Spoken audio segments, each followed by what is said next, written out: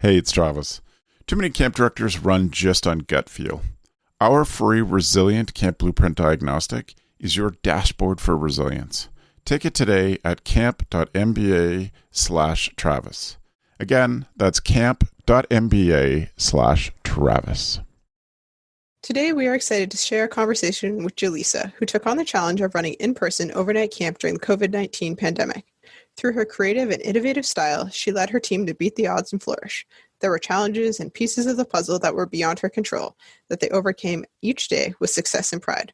As Jalisa says, she thrives on confrontation and challenge, chewing them up like a dragon and spitting them out stronger and more resilient than ever before. If there was ever anybody who's up for the challenge of this summer, it was her. You don't want to miss this conversation. Welcome to Beyond Camp, a podcast for summer camp directors and leaders by Go Camp Pro. Beyond Camp explores the intersection of camp and the rest of our lives. Camp professionals know that all aspects of our lives affect our camp experience, and Beyond Camp is here to dive into the messy, brave, and joyous conversations that surround that fact. Check out our show notes at gocamp.pro/beyondcamp. Beyond Camp is brought to you by the American Camp Association, Illinois.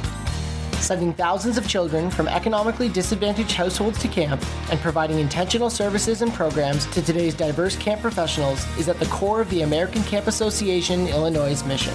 Learn more about upcoming programs by visiting acail.org. Before we get started with today's show, we've been talking a lot about how we are feeling and what we assume you may be going through. But we want to know what you are going through, how you are feeling, really feeling.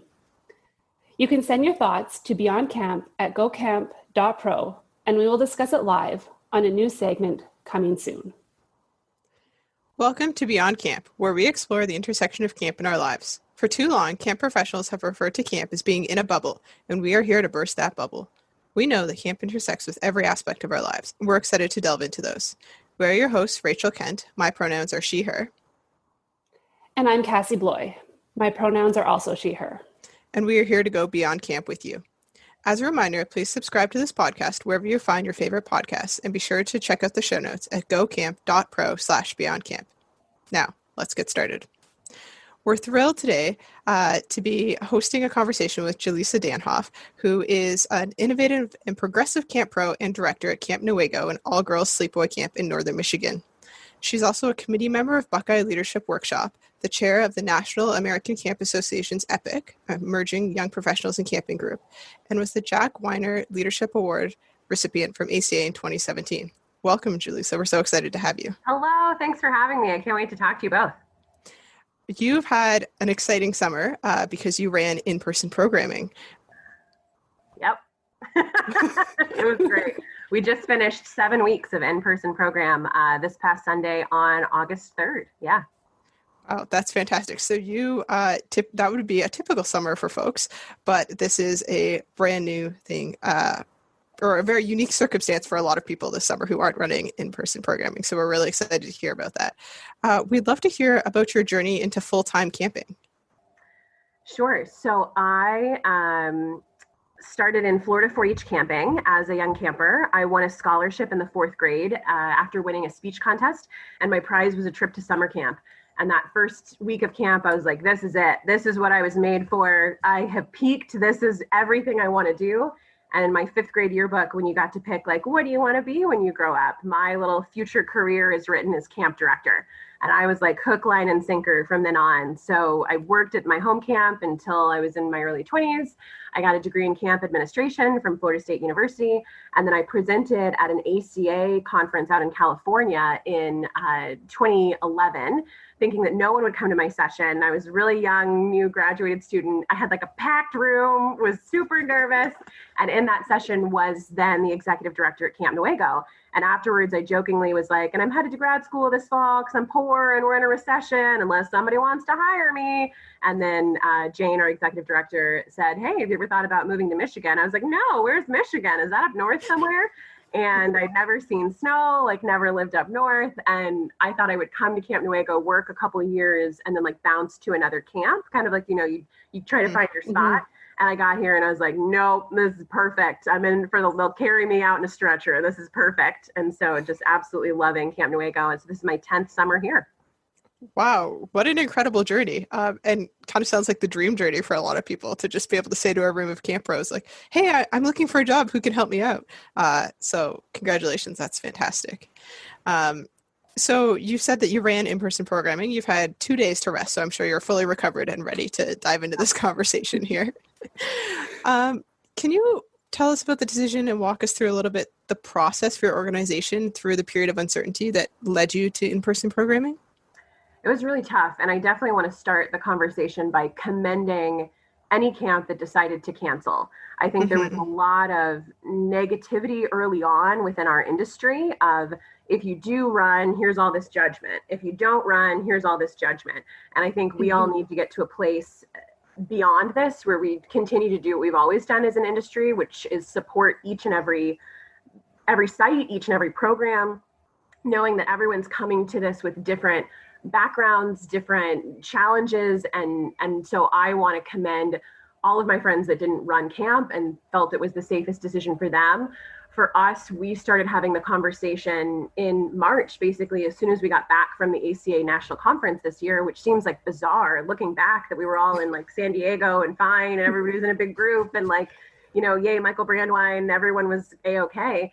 And then in March, I remember we were getting ready to hire our camp nurse for the season, you know, gearing up, huge registration numbers. We had the highest registration we've ever had at this point. You know, we were up 75% from the same time last year. And then the virus hit and we went on lockdown mid-March. And we had to make all of these decisions kind of over Zoom. Even though all of our staff live on site, we all still were working from home.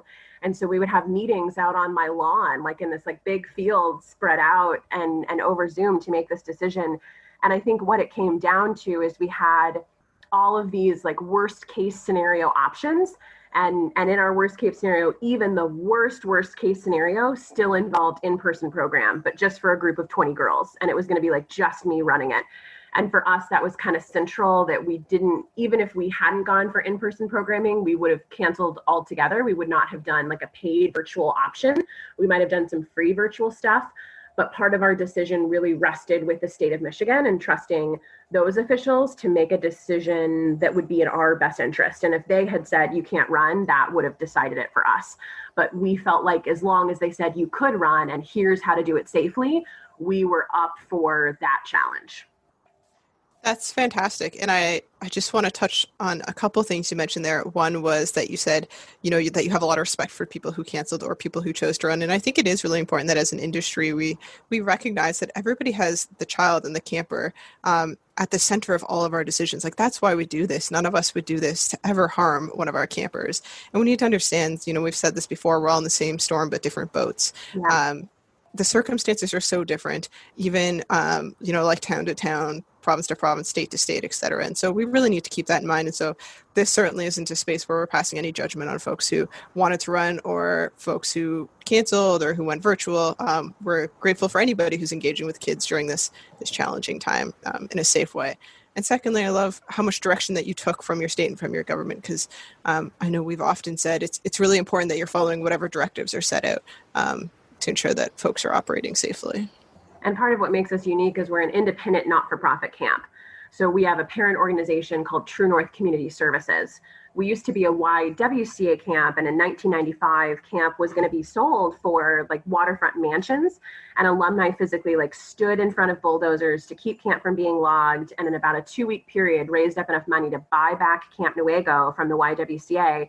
They didn't want to run it. They just wanted to keep it a girls' camp in perpetuity, and they gifted it to this local small not-for-profit whose CEO was a camp director here for 25 years. So it's been like a perfect partnership with that local not-for-profit that's also independent. It's not religiously affiliated. It's not tied to a larger organization. So for myself, like, I have a board of directors at True North, but they really cede my guidance to say, what do you want to do? So with any of this decision-making, I wasn't going to my board and saying, well, what would you like me to do? I was saying, here's my options. Here's what I think we should do. Do you agree? And they were like, well, I don't know. What do you think? We trust you. And I was like, okay, great. Like, so that's really hard too, right? You know, I'm not beholden to decisions of other people, but then like that judgment rested really heavily on the shoulders of myself and my senior leadership to try and portray accurately like all of the many facets of the pros and cons of moving forward with in-person program. Yeah, I can see that. That's hard to kind of take that weight. I know I've been in similar, those independent nonprofits, and they're like, we trust you, and which is great. And it's to have that autonomy for your programs is really amazing. But I also find it kind of adds a little bit more interaction in between your personal and professional life. So when you think about it, you've just kind of walked us through kind of that uncertainty of your professional side of it. How did you manage it personally? I thought this question was really funny because I was like, fine. I was like, uncertainty does not bother me at all. Like I live in the world of like, who knows? It's going to be fine. Like I'm a very like positive, enthusiastic, like big dreamer, creative person. I always tell my staff that I thrive on confrontation and challenges. Like I just eat it like a dragon and then spit it back out stronger than before. And so it's like that kind of stuff didn't worry me at all. I think what was the challenge for me, our big holdup with any of these decisions was for us running in-person programming was really contingent on camper and staff testing for COVID-19. We were like, we have to have everybody tested, and that we had no control over. Like, and so feeling like, okay, well, we've made our decision that this rests with this one piece of information and this like structural, logistical key, but if that key isn't available, if there's not enough keys to go around, if the key takes too long to get back from the key shop, like what are our options moving forward? And so the uncertainty didn't bother me, but the lack of control in every aspect to then make the decision a reality, that's more of what I struggled with. That like, well, I'm not yet the president of the United States, so I can't make this happen. And I don't have ownership of the CDC, so I can't tell people what to do. Like that was really hard. Because as a camp director, you're used to being able to say, like, oh, I can just make this decision and then I can do everything to make it happen. I don't have to depend on anybody bigger than me to make it happen. And so testing was really hard. So once we figured that out, then it was like, okay, I'll do the hard work. I'll do the rest as long as we have this available. So that was really like a last minute, like bottom of the ninth kind of saving grace was our access to testing in Michigan. Interesting. That sounds like a lot of weight to kind of just take in and be like, okay, but I can't do anything with it. It's just sitting with it.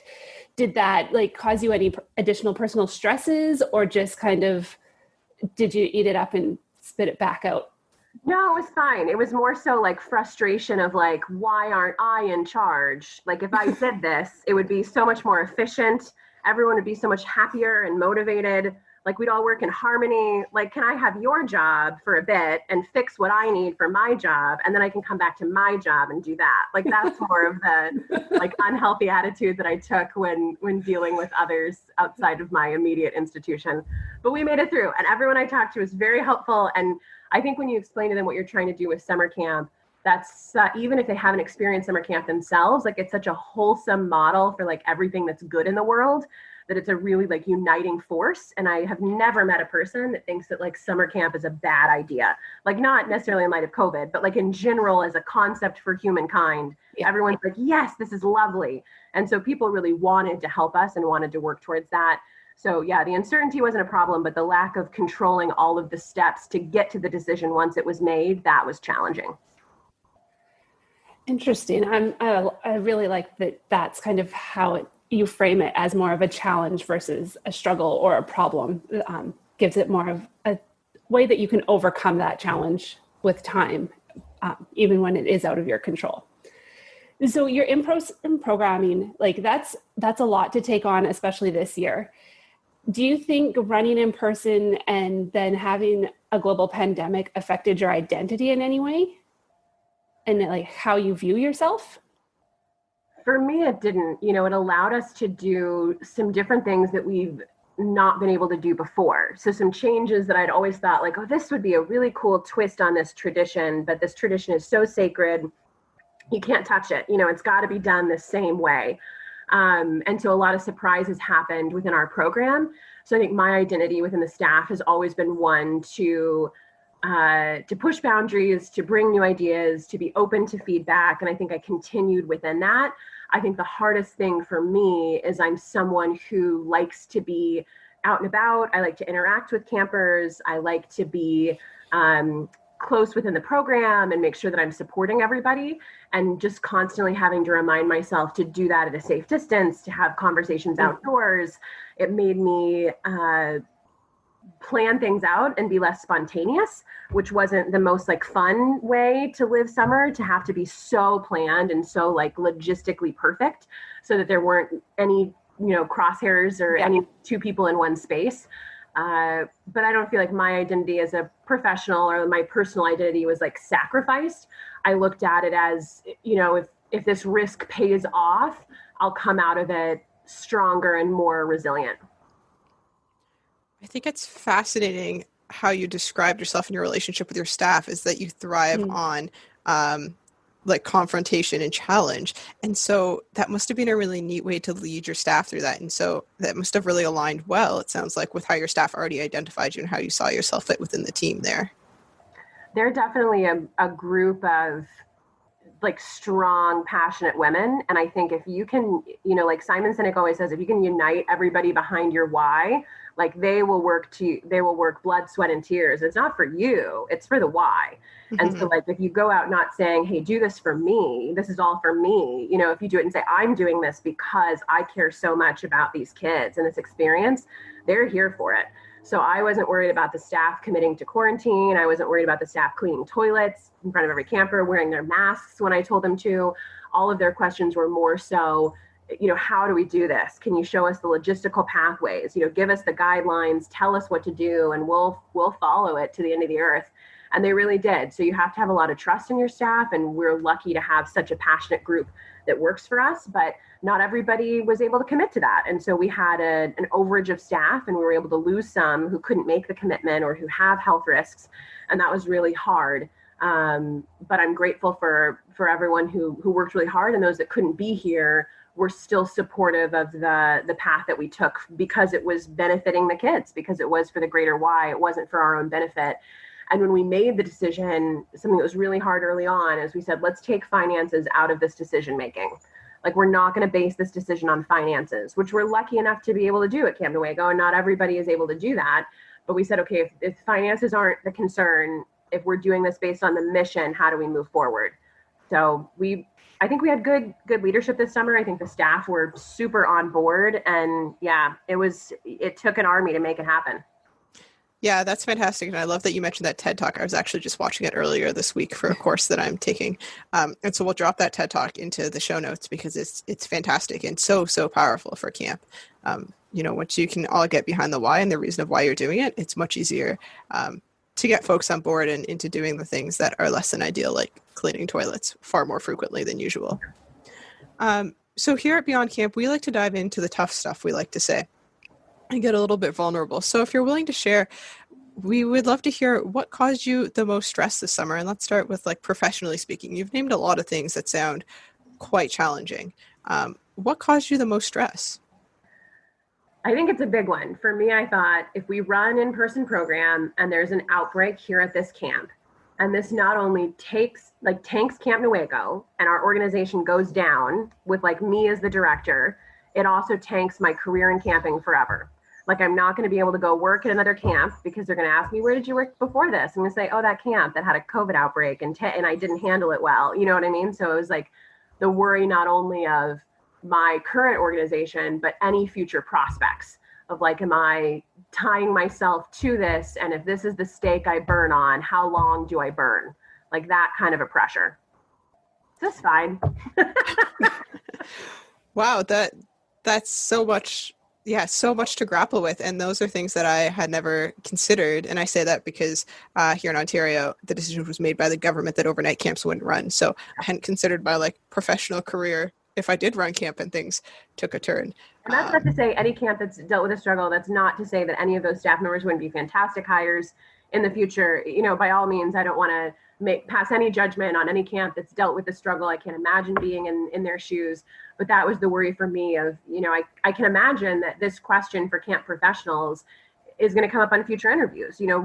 How did your camp handle the summer of COVID? Or tell me about a time where you as a camp professional had to be resilient, or you had to overcome a challenge like COVID, for instance. And so I thought to myself, like, oh man, if this ship goes down with me as the captain, like, how do I ever recover from this in the stratosphere of camp? And I think that that's a valid concern. Even if it was not your fault at all, these things happen. We're living in unprecedented times, as you might have heard. Yeah, I think it's still a valid concern, and I think that there will be a lot of folks out there that worry about that. And I think it's important that whether or not you ran camp or didn't, had an outbreak or didn't, that as camp professionals, we're assuming positive intent in folks, and that we did all try our best, and there was so much out of our control this summer. So what about on a personal level, especially at overnight camp? Our lives are so intertwined. What was the biggest personal stress for you in all of this? Well, I have my son on camp all summer, who's about a year and a half, baby Calvin, who's just like a joy. And we have a nanny who's here all summer that we hire through camp, who's one of my former staff members that I just adore. And this is her second year working with baby Calvin.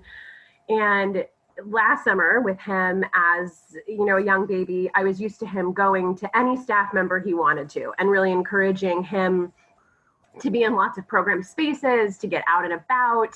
And this summer I find myself, a lot of the rules were in place where only nanny Lilka could hold him or myself could hold him. He couldn't go to other staff members. He couldn't get close to campers. Other campers couldn't even touch him. And so that was hard because that's not how I live my life. I'm not a very helicopter, OCD person. I'm like, rub dirt in it, you're fine. Like if you're bleeding, that's, the universe's way of saying you're still alive, keep going, capture that flag. I'm a pretty up and out kind of person. And even with flu season, I'm full science, get the vaccine, but I'm also not we got to wash our hands every 5 seconds a day. That's just not my personal type. And so to have to switch gears and be for the good of camp, I now have to be very worried and very paranoid that this adorable little baby is just a vector that could pass coronavirus to everybody who touches him. Made me a lot more conscious of where he was and where he could be. And that was definitely, it's not fun. I don't like feeling that way. Even yesterday we were at a playground and there was another little boy and I was I don't want him playing with that little boy. And how awful, because I'm someone who assumes the best of people and strangers are just friends we haven't met yet. That's how I approach any new person that I come into contact with. But in the age of Corona, you really can't do that and you really shouldn't. So to have to switch gears for Calvin was hard. And I didn't want any of that to pass off to him long term and for him to get a sense that that's how I was feeling. So it was a matter of being aware of it, but trying not to let any of that anxiety show and just say oh, I know, I'm sorry you can't hold him, but at the end of the summer, once all of our tests come through, we'll all give him a big hug before we go, that kind of stuff of trying to phrase it in the positive. And in my head be we'll go wash his hands, that kind of stuff. So it was, personally, that was a shift I had to make in my consciousness. Yeah, that's fair. I think the pandemic has really provided a whole unique set of challenges to parents, and it's not a lived experience that Cassie or I have. And so I'm grateful for you for sharing that experience, especially in the summer camp setting. That's pretty unique. Have there been any unexpected stresses for you this summer? Things that you were this will be fine, and then it felt less fine? I think how much time I've had to spend this summer on thinking through fall programs and additional business. So we're talking a bit before we started the podcast about new ventures that Camp Newaygo is getting into. We are quite a popular wedding venue. We have about 20 to 30 weddings a year at Camp Newaygo, and that's a massive chunk of our income. People will pay stupid money to get married at your fancy camp. And so we have a weekend wedding every weekend in the fall during our change days in the summer.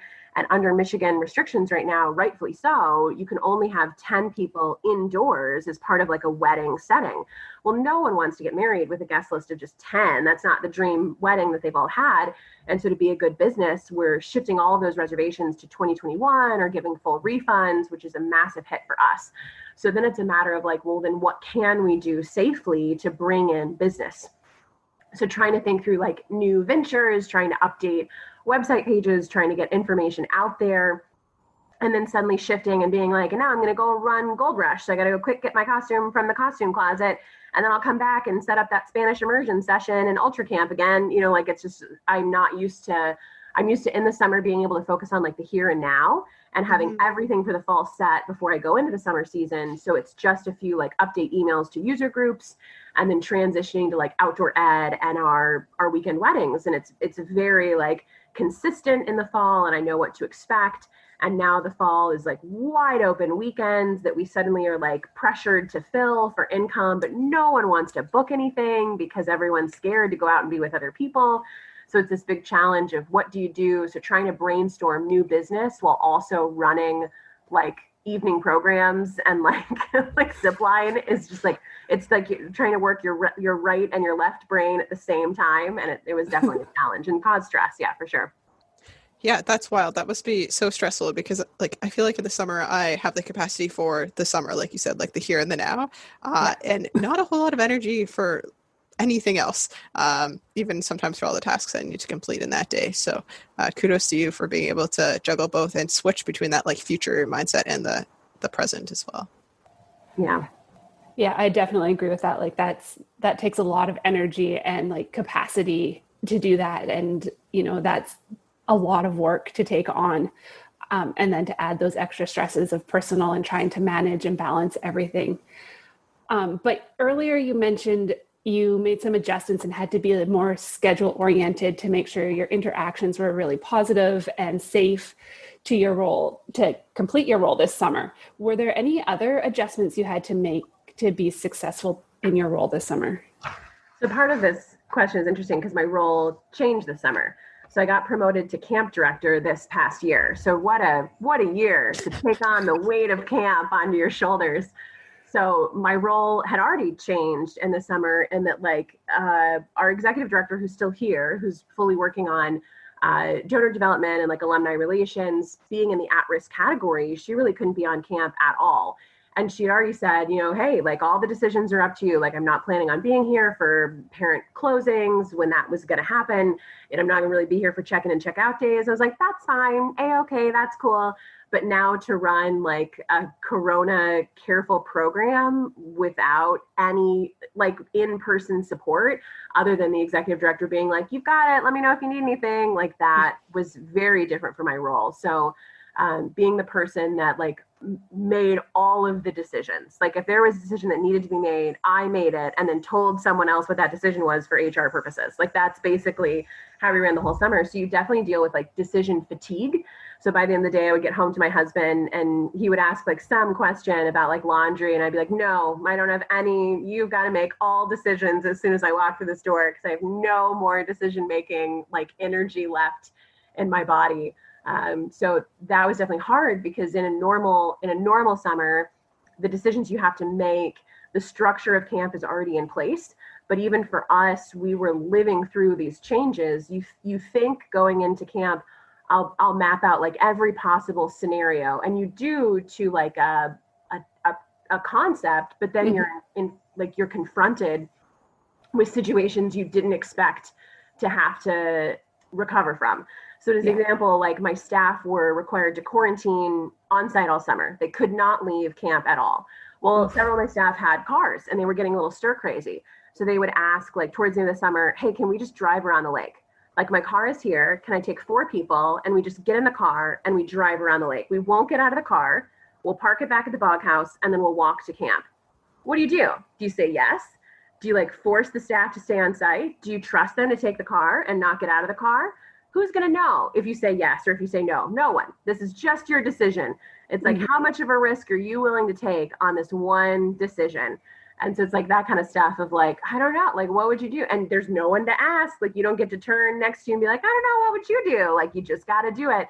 So having to make all of those decisions was new to the role, especially in a summer where like every day there was just constantly new decisions to make because we were creating a new program. Yeah, it has me thinking too about how I would like call a mentor with those questions. But in this day with this scenario, that mentor doesn't have the answer either. Yeah. It's uncharted territory. You're flying blind. Yeah.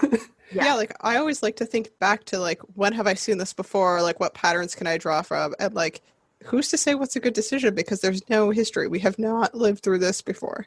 Yeah, Definitely. It was a lot, man, but we got through it. And I no longer feel decision fatigue. I'm ready to make all kinds of decisions. I'm good. That's amazing. So you mentioned a little bit about how you went home at the end of the day and you're like, not making decisions here anymore. How do you think having a summer like that, where you had to kind of change how you run your personal life a little bit, affected your relationships with friends and family? I was really lucky that I've got such a supportive family that understands entirely what I do. And like they've been groomed for me to do this, at least my immediate family, from when I was 10 years old. So like they know that when I plug into camp in the summer, like my priority is not you, and it will not be you until September. So like that, welcome to, like, that's just the way it is. And if you can get on board with that, we'll all live happily together. So like my parents live up here in Newaygo. They moved up after I moved up here, and they have a home on the lake right near my house with my husband. And they hosted a staff member for us very graciously, which was awesome for them because they have this lovely big house. But they agreed to quarantine all summer, and they got COVID tested before summer started. My in-laws, in order to see the baby, got COVID tests. And when grandpa headed up to the lake house up north to visit with some relatives, he had to have a COVID test again before he could come back and play with the baby. And so they all kind of bought into this and were willing to do whatever it took because they knew how important it was for me and how important it was for camp. And so I think all of them have at least expressed to me just how proud they were that we went for it, that we put in the hard work, and that we were so successful. And they really like to tout it and say, like, look at, like someone's doing this, like it's so hard, but someone's doing the hard work to make it happen. So I was really fortunate to have everybody in my family on board, and my amazing husband, who's just like the light of my life. That man, I cannot praise him enough for how hard he works. Like, what a dreamboat. And so he just supports me through all of it and is, so gracious and so wonderful about everything. So he's been wonderful, and was able to talk to his work and work from home, at least through the end of the summer. And that's not easy. He doesn't work in camping, he works in finance and has like a real job, like in a big business in Grand Rapids. And, they're not as like flexible and fun and cheery all the time in his line of work. And so for him to go up the chain of command, to be able to be given that go ahead, there were a lot of people that made sacrifices on my behalf. So that then made me feel like I could be very present during summer, because that's what everyone wanted from me. They were all making sacrifices and doing these things so that I could do my job well. So the least I could do was like commit to doing it as well as I possibly could. That's amazing how you have that support system, because I know it's something that like in my past few summers here, I've struggled with. Like, I know my family knows, like, they're just not going to hear from me for a period of about 4 months. And they've come to, be okay with that. But sometimes it's still that they don't really understand why and how. Were there any changes to kind of your professional relationships through the midst of this? This one is hard because for our year-round staff, there's a lot of uncertainty. And we've had a lot of year-round staff that we've had to transfer to other roles within our larger organization to help with the budget. We've had staff layoffs that we've had to make, and that's really hard. And so it's just so difficult to lose good people and to have to tell someone, like, I can pay you through this date in August, and no matter what kind of job you do, no matter how great you are, I have to let you go come this date. And that sucks. Like, that sucks to keep people motivated. That sucks to have to tell another person who you respect their work and like their love for this place. Like, that's really, really hard. And so I think for me professionally, I felt this sense of just like helplessness with them, that like, no matter what I could do, I couldn't fix it in that moment. I couldn't enroll more kids in camp. I couldn't bring in enough business. I don't know what the virus is going to do this fall, so I can't guarantee where our budget's going to end up. So that was really hard to have such a close-knit group of people. We all live here, we all work together. And so we've been able to retain everyone's housing, which is helpful. We're able to do that for our staff members.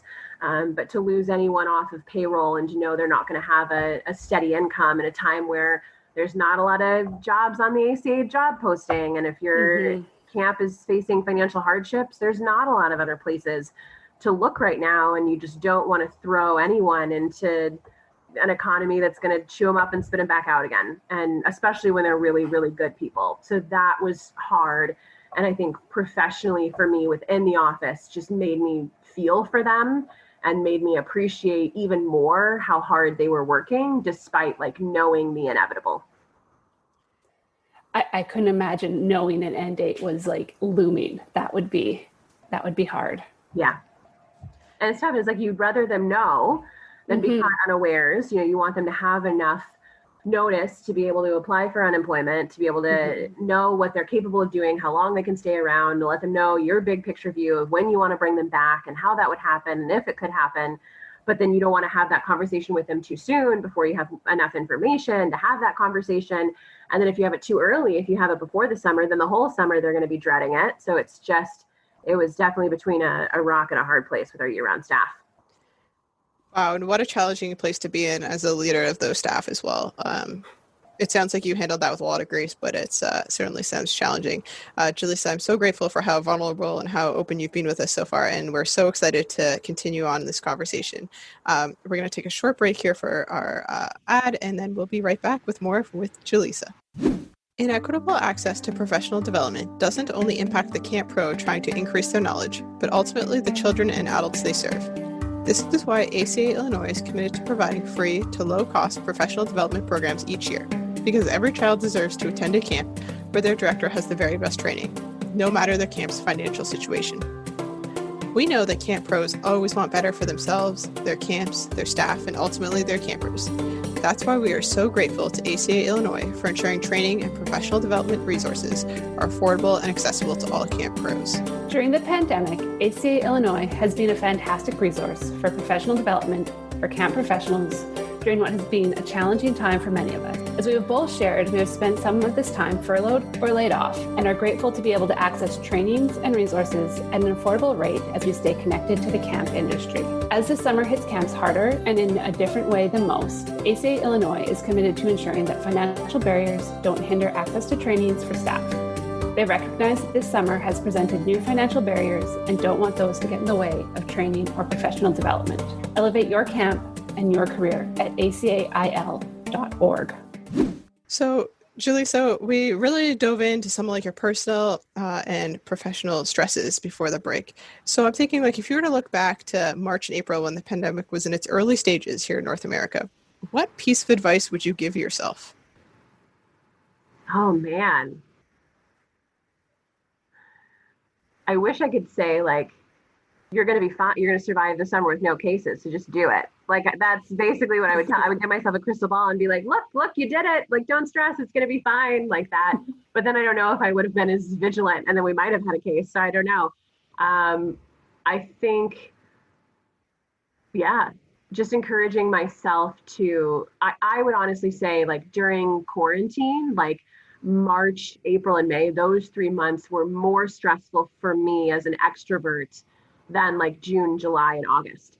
So being just in my house, even though we live at camp, so I have a beautiful outdoor venue to quarantine in, it's still not seeing other people, not seeing my coworkers every day, not being surrounded by that amount of energy. That's definitely what I feed on. So that was really hard. So I think letting myself know, you won't have to do a summer without camp, because that was my big worry is I just don't know how I would have functioned and come out of this okay if I hadn't done in-person program. I think I would have just gone crazy. I don't know. Yeah, I would have done so many home improvement projects. And so I don't know. I think it was much harder to not do camp because as someone whose entire identity is tied to being a camp director, when people are oh, tell me about yourself. I'm well, I'm a camp director, I'm a mom, I'm a wife. That's it. Those three things are all you need to know about me to build a picture in your head. And so to lose one of those three things, that to me would have been a greater shock to my identity than anything else. Yeah, that's fair. And I appreciate you sharing your perspective as an extrovert, because I think Cassie and I both shared that we feel pretty introverted. So during this time, we're okay, we feel good about a book or going for a walk or something. But I know that it must be even more challenging for the extroverted folks who need that connection and that chance to be together. And then for introverted folks like Cassie and I, we've talked a lot about how camp provides so much of our social circle for us. And having the summer without that has been this huge loss that we hadn't expected. And then we have funny moments. I know for me, I thought one evening we would go to a Toronto beach, my partner and I, to go for a walk, not thinking about the fact that it had been 30 degrees all day. And it was a Saturday. So of course the entire city was at the beach, and it was not this peaceful walk I had created in my head. And I was I don't know what people do in this city during the summer. This is embarrassing. I lived here my whole life. Yeah. So, you've talked a lot about your relationship with the staff, and you've had to be so close with them this summer, being at camp and living with them and quarantining there. How do you think we can be intentional in our role modeling of how we handle ourselves during this pandemic and during the summer to our staff and to our campers? I think just not letting yourself get overwhelmed. I think for me, like as a strong female leader, I take a lot of pride in always trying to arrive at any decision with like passion, enthusiasm, thoughtfulness, and advocating that like women can do this. Like you don't need a man to sit there and make this decision for you. So I think role modeling that alone for my staff members is a pretty strong thing to do. And then for them, they all saw the sacrifices that we as a year-round staff were making. We weren't leaving camp either. Like we weren't going out to other places. And so I think making sure that anytime you ask your staff to do something, are you also willing to do that thing? And staff that really matters to them. So any rule that I set in place or any guideline, I had to say, can I live within this? And if I'm not going to, what's my reasoning behind that of why I can do this and other staff members can't? So I hoped to role model being someone that was willing to jump through all the hoops, that like if you just do the hard work, that can pay off in a really, really big way. And also role modeling, especially for my staff, that you can be a working mom, that you can value raising your children and also really love your job. And that's something that I'm cognizant of every summer. And I want staff members to know that you can still be a great mom and love your job and do a very taxing job like camp and do that by involving your whole family. And you don't have to have this, this dual person of like, I'm going to head home and be my home person. That's very different than my camp person. Like I just live, Joe Richard says like, decide who you like better, the person you are at camp or the person you are at school, and then be that same person all the time. And I think that works really well. So I'm the same person all the time, and I'm lucky to have a support system that allows me to do that. So I think role modeling for all of my staff to be that person all the time and not letting yourself waver when it gets hard. Yeah, I love that you brought up that parenthood piece again. I know that's something that Cassie and I have talked about bringing up in the future, because that is like part of one of those identities that intersects with our life as camp directors. And I think often as female camp directors, I worry all the time about what it would look like if we decided to have children and how that works with camp. And like, how do you do that? And like, yes, it would be adorable to have a toddler like parading through camp, down to the waterfront, because I think toddlers are adorable in general, but also like, how does that work and how do organizations deal with that? And so what a fabulous thing for you to be able to role model to your staff, not only just during the pandemic, but in general. And I love how intentional you were about things. Camp is such a fabulous place for intentionality, as we know. And I think we needed it more than ever this summer. Yeah, definitely. I believe have that parenthood one written down somewhere as coming up in the future. So I was going to say the exact same thing as Rachel. But as we talk about intentionality and living through the pandemic, what has been one of your biggest takeaways from the past? I've lost count of how many months this is now, but from being in this time. I think just how grateful I hope to be in the future for when we're able to be in big concert venues together or large movie theaters or like theme parks. Like I'm someone who, because we all live at camp, we're not used to being around crowds. Like Rachel talked about going to that beach and being like, who are all these people? We're used to, if we are in a crowd, it's the crowd of camp, or even at a camp conference where we still know a lot of the people. So to be in a crowd of strangers doesn't happen often, but I rarely feel unsafe in a crowd of strangers, particularly if I'm in outdoor space or like, a theme park like that. I kind of enjoy as an extrovert being in places where I can see lots of other people. And now being in a space where I'm like, I don't know when that's going to happen again. Like, I don't know when I'm going to go to a movie theater again. I don't know when I'm going to go to a concert. I don't know when we're finally going to be able to take, baby Calvin to Disney or even a Michigan Adventure right down the road or Cedar Point. And so I think not taking for granted all of those pieces, and then even thinking about travel, and thinking through all the great times I had at the national conference in San Diego and being there and being like, yes, New Orleans next year. And now I'm like, I don't know, is that happening? Can anyone tell us? like what's going on? And so like we probably won't travel for Christmas this year to see our families because our families are very at risk and it's a lot of older people. And should we really be flying across the United States on these crowded flights in December? Probably not. And so I think for me, it's like looking forward to, I don't like it when people say like, this is the new normal. Like, no, this is the new temporary. Like, it's going to be fine. Like 5 years from now, it's not going to look like this. Like 5 years from now, we're not going to, be in the same state of a pandemic unless there's another like highly contagious respiratory disease that spreads. Sure, it could happen. But like, let's not plan on that. What an awful way to live your life. So like, this is the new temporary normal, but we will get back to a point where you can go to movies where like there will be a vaccine, probably not this year, but eventually, like there are brilliant scientists that work very hard. Like it's gonna happen. It's gonna take a long ass while, but when it does, won't it be great to like go back to Disney again? So I think I'm looking forward to like being grateful for that time and like appreciating it more. Like I was never someone that was like in a big crowded space, like the subway of New York. And I was never like, oh, look at how great this is just to all be together in this enclosed little space. And now I'm like, maybe I'll find joy in those like little crowded moments where I never used to before. Yeah, definitely. And you mentioned early on, like that finding that moment of gratitude. What was something you've been grateful for this summer? Just to see for the campers and staff, like how much they all needed it. And to know like our final campfire theme was despite the odds, we flourish. Like that was the theme that the campers chose. And for them to talk about the Black Lives Matter movement, for them to talk about COVID-19 and how like everything was against camp happening this summer, so much of their spring had been such a disappointment. There's very little in their life that they can count on as dependable. And for them to feel like they could come back to camp, and although it was different, it was exactly what they needed. And knowing that I was able to help make that happen for them, like gave me such joy, because I thought, there's still going to be a lot of stuff for them moving forward that doesn't happen as planned and might not happen at all. And if we're able to do this one thing, how much of a spark can that ignite? How long can those embers burn in each of these kids to keep them, healthy and happy and okay for a little bit longer? And that was a really good feeling. So I know for our staff, it was very strange to go back out into the real world post-camp because we've very much been on this site, literally had not left for 7 weeks.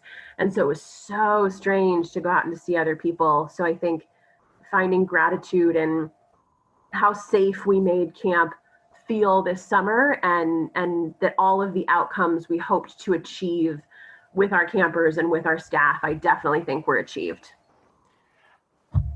I find that, we're on the go today. I like how you say, it makes me think like not only of like the physical safety, but the emotional safety attached to that as well.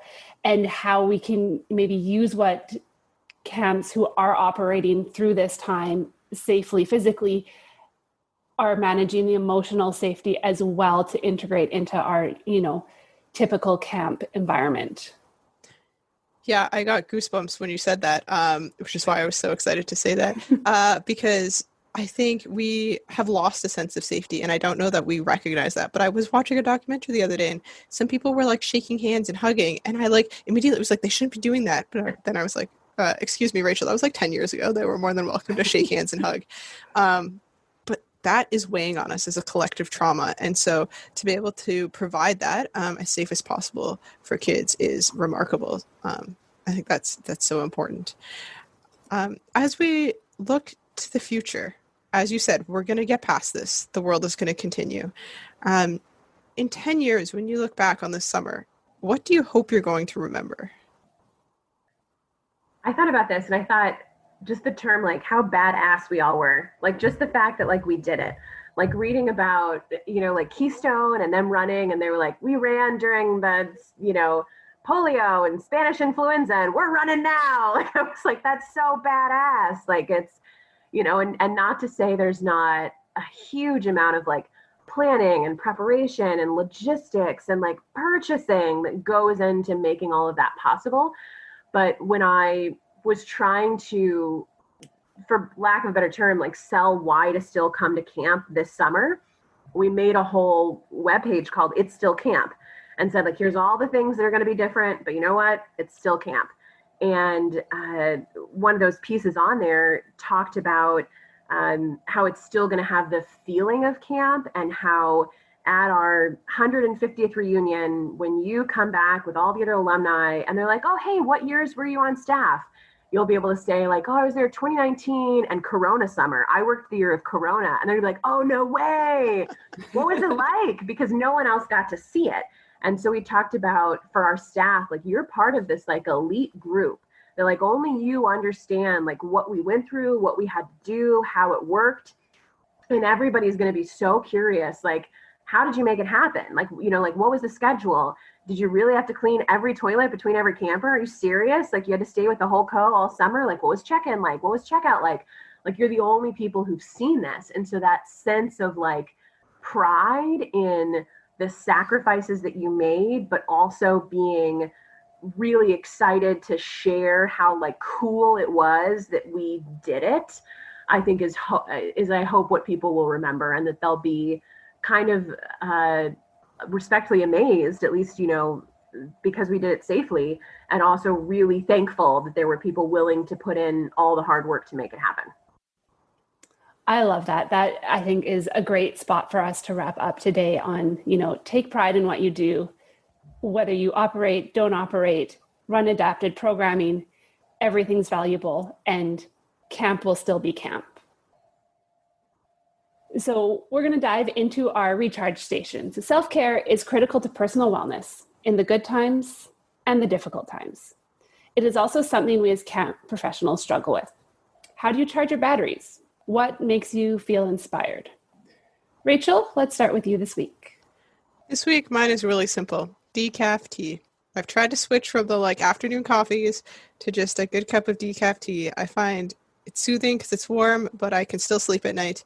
And my family appreciates that I'm not just rambling on for hours in a caffeinated state. Jalisa, what are you doing these days to take care of yourself? I'm a big podcast listener, but nothing that's like overtly educational or helpful, which I know is funny for the people listening to this podcast. I don't consider camping podcasts in that category. I consider them like a joy to listen to personally, but I'm a huge fan of the Office Ladies podcast. Like, I'm a massive Office fan. Like, I could quote like just watch it on loop. And there's an Office Ladies podcast where Jenna Fisher and Angela break down every episode of The Office, and we're into season 3. It's getting really good. We just did The Convict.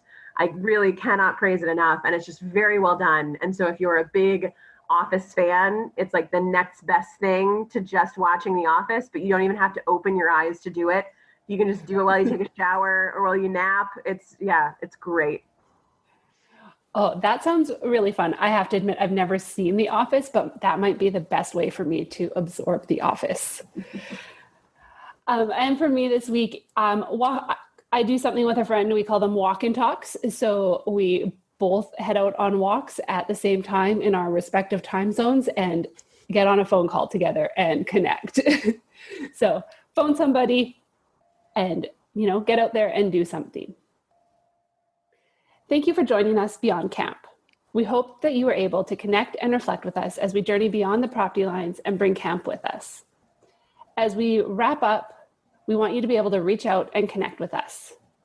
You can reach myself, Cassie, at cassie.bloy@stephanericard.ca. Jalisa, how can they connect with you? They can reach me at Jalisa, Jalisa, at campnewaygo.org. Rachel? Folks can reach me at kentar@girlguides.ca. So please be sure to check out our show notes at gocamp.pro/beyondcamp. I think there's a couple interesting things that you're going to enjoy there, specifically this week. We want to send a big thank you to Jalisa as she spent her time with us today after a season of leading her team through a summer of COVID-19 successfully with confidence, grace, and passion. To the Go Camp Pro team for holding space for these conversations, and the team at ACA Illinois for their sponsorship and continued support of this idea. To our producer, Matt, for ensuring we sound amazing every week. And to you, our listeners, for making the time to listen. Your dedication allows us to keep moving forward. Beyond Camp is part of the Go Camp Pro podcast network. Check out all other podcasts at gocamp.pro/podcast. Go well and safely, friends. We'll see you next week. Thanks for tuning in to this episode. Beyond Camp is a part of Go Camp Pro and the Go Camp Pro podcast network. Find a podcast for camp professionals of every age and stage at gocamp.pro/podcast. Thanks for listening, friends. Hey, Camp Pros. We love that our industry is built on sharing. In order to foster that spirit, if you've gotten even one good idea from a Go Camp Pro podcast, masterclass, from the Summer Camp Professionals group, a conference, or wherever else, we ask that you give credit where credit is due. That way, it'll encourage camp pros to keep freely sharing their ideas and make the camp industry as a whole better. Hey, it's Travis. Camp directors often tell me they're just too tired to take on anything new. That's exactly why my free Resilient Camp Blueprint Diagnostic exists. It doesn't add work, it shows you progress.